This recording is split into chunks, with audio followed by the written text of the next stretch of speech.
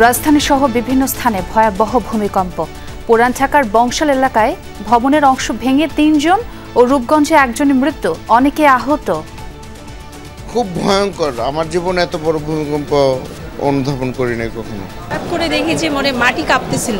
শুরু হওয়ার পরে আমি বাইরে বের হয়ে গেছি, বাইরে যাওয়ার পরে দেখি বিল্ডিং কাঁপতেছে। খুবই আতঙ্কিত হয়ে আমরা দৌড়াদৌড়ি করে একজন একদিকে আমরা ছোটাছুটি শুরু করছি। আল্লাহ আমাদের ভাগ্য ভালো রাখছে, আমরা বেঁচে গেছি।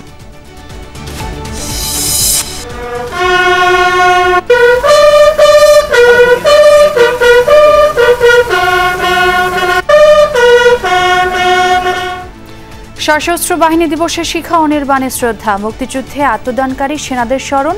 জুলাই গণঅভ্যুত্থানকে ধারণ করে দেশ এগিয়ে নেওয়ার আহ্বান প্রধান উপদেষ্টার।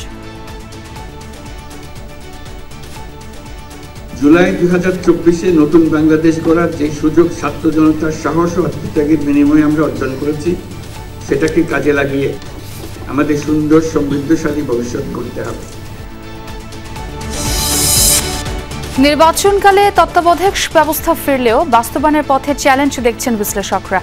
রূপরেখা নির্ভর করবে বিদায়ী সরকারের ওপর।